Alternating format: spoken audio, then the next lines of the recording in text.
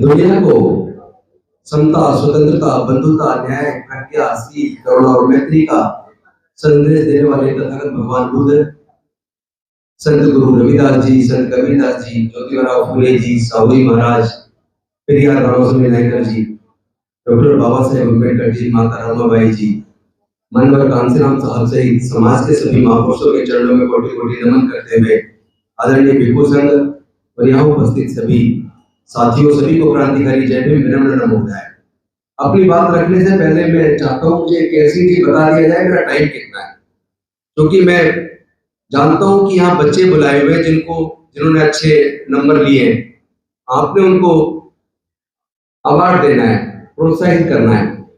और पहले ही मुझे लगता है इस एक लंबा प्रेजेंटेशन हुआ है, कितना लोग सुनना चाह रहे हैं, कितने देर बैठ पाएंगे इसका अंदाजा मुझे नहीं है। मैं चाहता हूं मुझे बता दिया जाए मेरे को कितने मिनट आप दे रहे हैं, तो मैं सिर्फ उससे फालतू नहीं बोलूंगा। 10 मिनट ठीक है, मैं घड़ी देख के आप रखिए, मैं 10 मिनट से ज्यादा ले लूंगा। मैं सीधा मुद्दे पे आता हूं। साथियों, ये इतिहास तो हम अपने समाज का जगह जगह चर्चा कर रहे हैं कि किस तरह हजारों साल की गुलामी डॉक्टर बाबा साहेब अम्बेडकर ने तोड़ी, अपने छोटे छोटे 4 बच्चों को गंवाया, जवानी में अपनी पत्नी माता रमाबाई को गंवाया, अपना पूरा जीवन जलाकर हमारे जीवन में रोशनी पैदा की।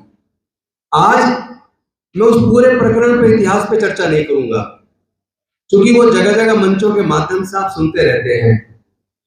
लेकिन मैं आज आपका ध्यान जो आज हो रहा है, मैं आपका ध्यान उस पर केंद्रित करना चाहता हूं। आप सब जानते हैं कि आज अगर मैं एक एमएलए बना, एक वकील बना, एक मंत्री बना, अगर डॉक्टर बाबा साहेब अम्बेडकर हमारे पढ़ने के रास्ते ना खोलते, एजुकेशनल इंस्टीट्यूशन में रिजर्वेशन की व्यवस्था ना करते, राजनीति के अंदर पॉलिटिकल रिप्रेजेंटेशन ना दे पाते, तो ना मैं पढ़ पाता, ना मैं वकील बन पाता, ना मैं एमएलए बन पाता, ना मैं मंत्री बन पाता। तो मैं जो भी कुछ बन पाया वो केवल और केवल डॉक्टर बाबा साहेब अम्बेडकर की कुर्बानी की वजह से बन पाया।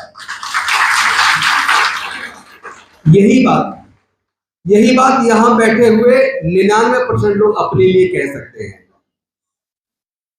क्योंकि आपके यहां बहुत सारे डॉक्टर बैठे हैं। अगर रिजर्वेशन की व्यवस्था ना होती तो आप में से किसी का मेडिकल में एडमिशन नहीं होना था, समझ लीजिए। बहुत सारे ऑफिसर बैठे, वकील बैठे हैं। अगर बाबा साहब पढ़ने के रास्ते ना खोलते, वकील बनना तो दूर की बात है, स्कूल का दरवाजे में आप घुस नहीं सकते थे। तो हम लोग जितने भी यहाँ हैं, हमारे घर में जितनी भी खुशहाली आई है, वो खुशहाली केवल हमारी अपनी मेहनत से नहीं है, उस खुशहाली को लाने में किसी की कुर्बानी नहीं है। लेकिन क्या इस बात का एहसास हमारे लोगों को है? हमारे लोग इसका एहसास नहीं करते। यही सबसे ज्यादा पीड़ा की बात है। जो भी कुछ हमें मिला, जो डॉक्टर बाबा साहेब अम्बेडकर देकर गए, अनफॉर्चुनेटली हमारे और आपके सबके रहते हुए पिछले 75 सालों में उसमें से 70% छीन चुका है। हम कितनी खुशहाली की बात करें, कितनी कह लें हमने तरक्की कर ली है, लेकिन मेरा अपना स्टडी और मेरा सर्वे ये बताता है कि अनुसूचित जाति जनजाति के 99% लोग, उनकी आर्थिक स्थिति ऐसी है कि आज अगर उनका बच्चा किसी तरीके से कर्ज लेकर, कोचिंग लेकर इंजीनियरिंग में सेलेक्ट हो जाए, मेडिकल में सेलेक्ट हो जाए, लॉ में सेलेक्ट हो जाए, तो सेलेक्ट होने के बाद जो एडमिशन के लिए उसे 2.5 लाख रुपया 1 साल की फीस देनी है। हॉस्टल के खर्चे की बात नहीं कर रहा हूं, खाने के खर्चे की बात नहीं कर रहा हूं, किताबों के खर्चे की बात नहीं कर रहा हूं। केवल एडमिशन लेते वक्त 1 साल के कोर्स की फीस जो 2.5 लाख रुपया जमा करनी है, एससी एसटी अति पिछड़े वर्ग के 99% लोग ऐसी आर्थिक स्थिति में नहीं है कि वो 2.5 लाख रुपया जमा कर सके। इंजीनियरिंग का कोर्स 4 साल, लॉ का कोर्स 5 साल, और उस 5 साल के और 4 साल के कोर्स का खर्च 12 से 15 लाख, जिसके पूरे परिवार की इनकम एससी एसटी अति पिछड़े वर्ग और माइनॉरिटी का भी 90%, उनके पूरे परिवार की इनकम मुश्किल से 10 से 20 हजार के बीच है, 99% की।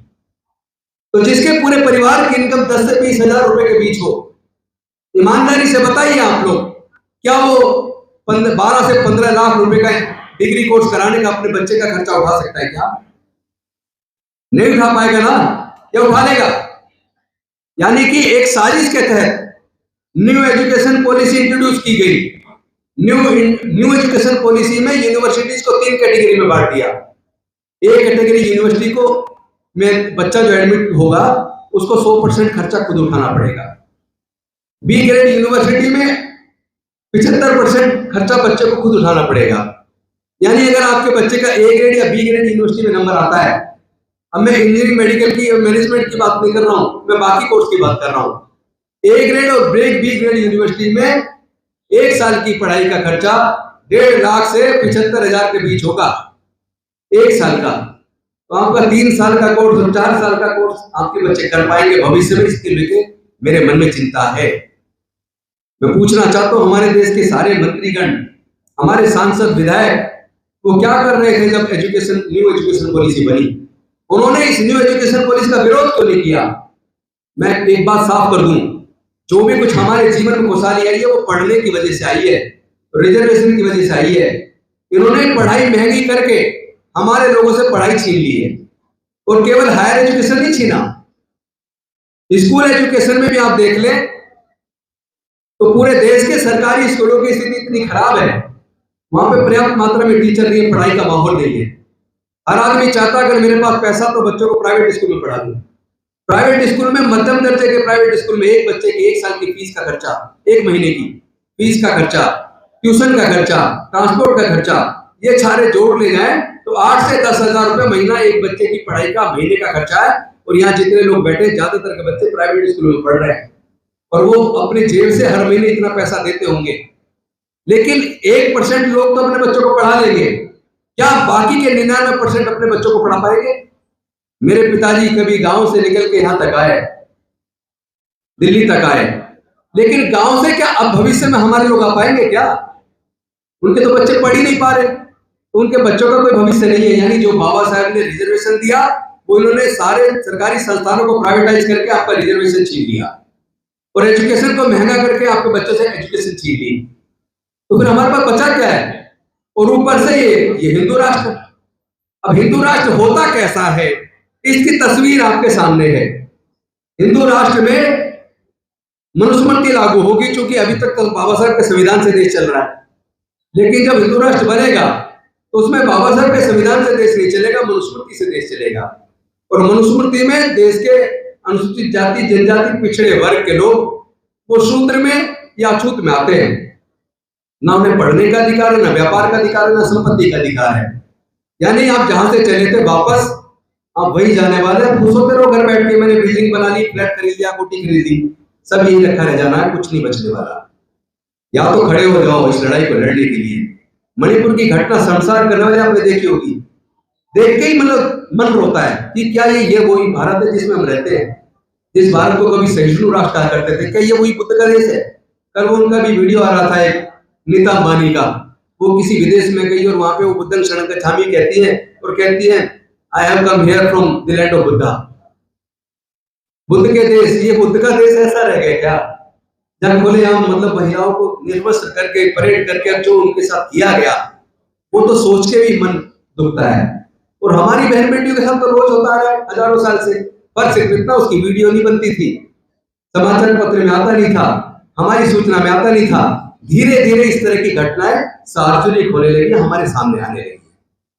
और इससे सबसे ज्यादा दुखद बात यह है कि जिस वक्त हमारा सब कुछ छीन रहा था उस वक्त हमारे अधिकारी भी थे, हमारे कर्मचारी भी थे, हमारे मंत्री भी थे, हमारे सांसद भी थे, हमारे विधायक भी थे। धीरे धीरे हमारे लोगों का गला कटता रहा और हमारे नेतागण, अफसरान सब चुप बैठे रहे। और आज स्थिति ऐसी है कि आपसे पढ़ाई भी गई, आपसे नौकरी भी गई, और ठेकेदारी प्रथा में ठेकेदार 10,000 रुपये आपको देता, 6,000 आपके खा जाता है। यानी आपका भविष्य खतरे में है। अगर आप सब लोग अनुसूचित जाति, जनजाति, पिछड़े वर्ग और माइनॉरिटी के लोग अगर एकजुट होकर इस लड़ाई को नहीं लड़ोगे तो याद रखना वो मूंछ रखने पे भी आपकी हत्या कर रहे हैं, घड़े छूने पे भी आपकी हत्या कर रहे हैं, आपके मुंह पे मूत रहे हैं, खुले हम वीडियो बना के डाल रहे हैं। वीडियो बना के डालने का मतलब क्या है? यानी इसका मतलब वो हमारे देश के SC ST OBC माइनॉरिटी को डराना चाहते हैं। और उस पर जब प्रधानमंत्री जी की चुप्पी, गृह मंत्री जी की चुप्पी, देश के सारे नेताओं की चुप्पी ये सवाल पैदा कर दी है, तो वो तो बोलेंगे नहीं। मैं आप सबसे पूछना चाहता हूं, आप इस लड़ाई को लड़ने को तैयार हो या नहीं हो? अगर तैयार नहीं हो तो याद रखना, मेरे शब्दों को नोट कर लेना, ज्यादा नहीं 20-25 साल के अंदर आपके आने वाले बच्चे गुलाम हो जाएंगे। आपके बच्चे गुलाम होने वाले हैं। आप अपने बच्चों से आंखें नहीं मिला पाएंगे, याद रखना। आप शर्मिंदा होंगे, क्योंकि आपके बच्चे आपसे पूछेंगे पहले तो बाबा सब कुछ देकर गए, आप कहां थे जब सब कुछ छिन रहा था? आप ही के सामने सब कुछ छिन गया, हम गुलाम हो गए। इससे तो अच्छा था आप हमें पैदा ही ना करते। आप अपने बच्चों से नजरें नहीं मिला पाएंगे। अपने दिल में जरा झांक कर देखो, सोचो क्या जिम्मेदारी जो आपको निभानी चाहिए थी, जो डॉक्टर बाबा साहब अम्बेडकर उम्मीद करते थे कि मेरे पढ़े लिखे लोग, मेरे समाज के वकील, डॉक्टर, इंजीनियर, मेरे समाज के नेतागण वो समाज की इस लड़ाई को लड़ेंगे। मैंने तो अपने 4 बच्चे और पत्नी को गंवाकर अपने जीवन को जलाकर आपके जीवन में प्रकाश किया, लेकिन आपने तो जो मैंने दिया वो भी छिनवा दिया। लानत है हमारे लोगों के ऊपर, लानत है हमारे नेताओं के ऊपर। आज अगर कुछ कर सकते हो तो खड़े हो जाओ इस लड़ाई को लड़ने के लिए। लेकिन याद रखना, कुछ लोग मैं देखता हूँ भाषण देते हैं, भाषण में कहते हैं गोली का जवाब गोली से देंगे, लाठी का जवाब लाठी से देंगे। ये लाठी गोली की लड़ाई नहीं है, और वैसे भी हमारे लोगों के पास तो औजार हथियार है भी नहीं। और सवाल एक और है कि औजार हथियार से कभी कोई जंग जीती नहीं जा सकती। ये लड़ाई विचारधारा की लड़ाई है।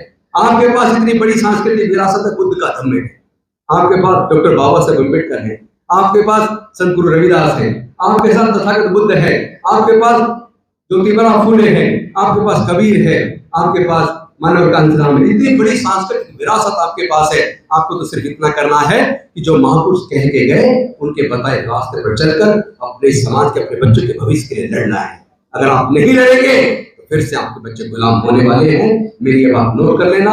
अब मैं इतनी ही बात कह के इस उम्मीद और आशा के साथ कि आप अपने बच्चों को दोबारा गुलाम नहीं देखना चाहते, आप ईमानदारी से अपने सारे मतभेद बुलाकर, चाहे वो किसी भी पॉलिटिकल पार्टी में काम कर रहा हो, चाहे वो किसी भी संगठन में काम कर रहा हो, ये सारे संगठन भी तब रहेंगे जब देश का संविधान बचेगा। आप लोग भी तब रहेंगे जब देश का लोकतंत्र बचेगा। अगर संविधान और लोकतंत्र दोनों खत्म हो गया और अगर मनुस्मृति लागू हो गई तो याद रखना आपके बच्चे आपको कोसेंगे, और मुझे उम्मीद है आप अपने बच्चों की नजरों में गिरना नहीं चाहेंगे। इन शब्दों के साथ, इस आह्वान के साथ, इस आशा के साथ आप लोग अपने बुजुर्गों की सांस्कृतिक विरासत को बचाने के लिए, अपने बच्चों के भविष्य के लिए, अपनी बहन बेटियों की इज्जत के लिए, अपने समाज के स्वाभिमान के लिए इस लड़ाई को ईमानदारी से, बुद्धि और विवेक से सोच विचार के इसको लड़ेंगे, एकजुट होकर लड़ेंगे। बहुत बहुत धन्यवाद। नमो बुद्धाय। जय भीम, जय भारत। बहुत बहुत धन्यवाद सर।